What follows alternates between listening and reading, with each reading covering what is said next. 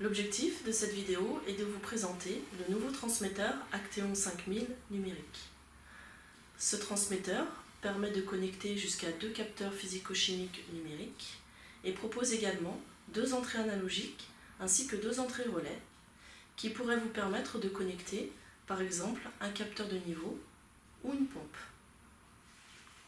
Concernant les sorties, l'Acteon 5000 dispose également de 2 sorties analogiques de type 0,420 mA ainsi que de 2 relais programmables.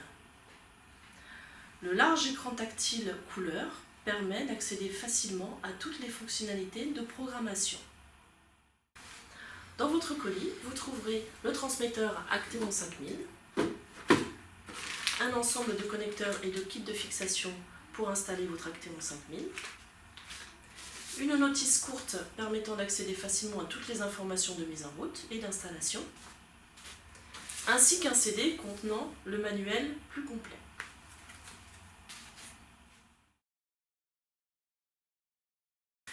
Concernant la connexion de votre Acteon 5000, vous pourrez accéder à toutes les informations via la petite notice courte ou via le bornier collé dans la partie du boîtier inférieur de l'Acteon 5000. Concernant la connexion électrique de votre Acteon 5000, vous disposez d'un connecteur 3 points identifié par Power Supply sur le bornier. Pour connecter les capteurs numériques, vous disposez de 2 plots de 5 points chacun, identifiés par RS485 Input 1 et 2. Concernant les entrées analogiques, vous disposez d'un connecteur 4 points identifié par Analog Input. Et concernant les entrées tout ou rien, vous disposez de 2 connecteurs de 4 points et 2 points identifiés par On-Off Input. Concernant les sorties disponibles, vous disposez de 2 sorties analogiques correspondant à 2 plots de points et identifiés par Analog Output. Enfin, concernant les 2 sorties relais, vous disposez de 2 plots 3 points identifiés par Relay Output. Vous disposez également d'un port USB qui vous permettra de connecter une clé USB afin de décharger les données enregistrées par l'Acteon 5000. Concernant les sorties optionnelles, nous proposons également une sortie Ethernet ainsi qu'une sortie Modbus RS485 identifiée par un plot 3 points et par RS485 Output.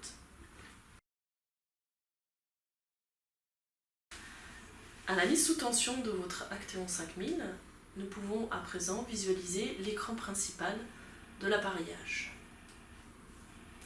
L'écran principal présente les mesures principales et les mesures secondaires des capteurs qui sont connectés à l'Acteon 5000. Le petit logo localisé en bas à droite de votre menu principal vous permet d'accéder à la configuration de l'Acteon 5000. Nous allons à présent passer à la configuration de l'Acteon 5000. Pour cela, nous appuyons sur le petit logo situé en bas à droite de l'écran et nous avons à présent l'affichage du menu général. À partir du menu général, vous avez la possibilité d'accéder à la configuration de l'appareillage en activant l'icône dédiée. Sur le menu configuration de l'appareillage, vous avez la possibilité de régler différents paramètres concernant l'écran, l'extinction de l'écran, la langue d'affichage, la date et l'heure de programmation, d'accéder également à des informations importantes comme le journal des événements, les informations concernant la version de hard et soft de l'appareillage, et enfin vous avez également une fonctionnalité vous permettant de régler un code d'accès et de verrouiller l'écran du menu général. À partir de cet écran, pour revenir à l'écran principal du menu général, appuyez sur la touche représentée par une flèche gauche. Nous allons procéder à présent à l'installation des capteurs numériques. Pour accéder au menu des capteurs numériques, appuyez sur le logo représenté par un capteur. La première étape à réaliser est d'effectuer un scan des capteurs afin que l'Acteon 5000 puisse reconnaître les capteurs. Pour cela, appuyez sur le logo contenant l'inscription Scan. L'appareil procède à présent au scan du réseau des capteurs. Cette opération peut prendre quelques secondes à 1 minute. Le scan est à présent terminé. Vous avez présenté sur l'écran la description de chaque capteur connecté à l'appareillage ainsi que leur adresse mot de puce. Pour valider l'installation des capteurs, appuyez sur la touche verte située en bas de l'écran.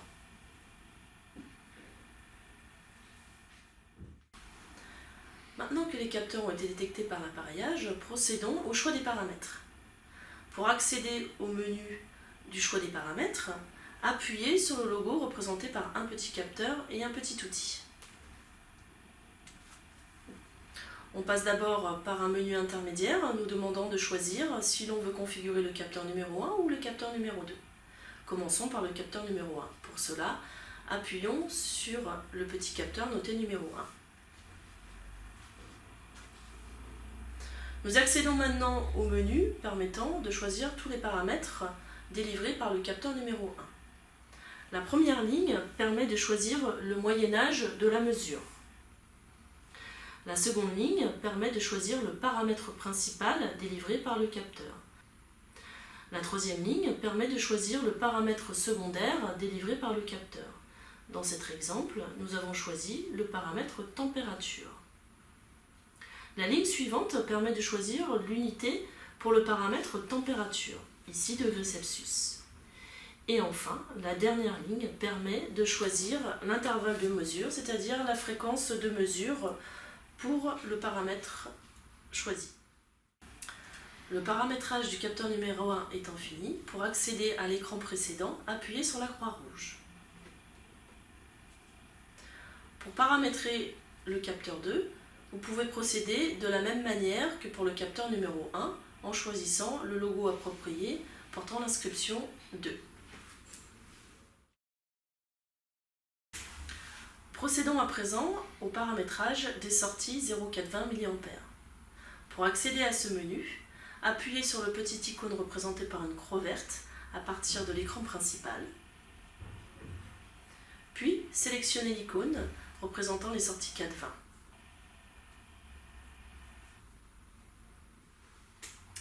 Pour les sorties analogiques, il est possible de programmer un état spécifique de la sortie analogique lorsque l'appareillage est en mode maintenance ou en mode erreur. Un mode maintenance peut signifier que nous sommes en train de faire un étalonnage d'un capteur, par exemple. Et un mode erreur peut signifier qu'un capteur est en code erreur. Pour définir l'état de ces sorties analogiques, nous allons déjà programmer la première ligne du menu. La première ligne du menu, notée par NM mode maintenance erreur, permet de définir le mode maintenance selon 3 modes différents. Le premier mode est un mode automatique. Le second mode permet de désactiver ce mode. Et enfin, le dernier mode, le mode manuel, permet d'activer manuellement l'état des sorties analogiques lorsque l'appareil est en mode maintenance. La deuxième ligne du menu, état des deux sorties en MM, permet de configurer l'état des sorties analogiques en mode maintenance. Pour cela, nous avons deux choix. Le premier choix permet de figer les sorties analogiques sur la dernière valeur mesurée par les capteurs. Et le second choix permet de figer ces sorties analogiques sur une valeur fixe. Les deux prochaines lignes identifiées par sortie 1, valeur en milliampères en mode maintenance, et sortie 2, valeur en milliampères en mode maintenance, permettent de configurer la valeur qui sera transmise sur la sortie analogique lorsque l'appareillage est en mode maintenance. La cinquième ligne de ce menu, identifiée par MM tempo final en minutes, permet de rentrer une valeur de tempo qui sera activée à la fin du mode maintenance. Ceci permettant au capteur de revenir sur une valeur stabilisée avant que cette dernière ne soit retransmise sur la sortie 420. La ligne suivante, notée sortie 1 fonction active, permet de configurer la sortie analogique numéro 1 en mode enregistreur.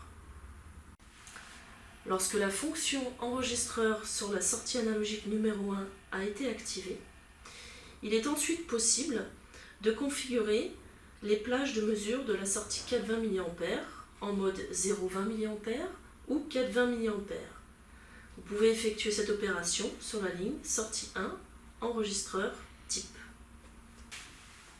La ligne sortie 1, enregistreur paramètre lié permet ensuite de choisir le paramètre qui sera reporté sur la sortie analogique numéro 1.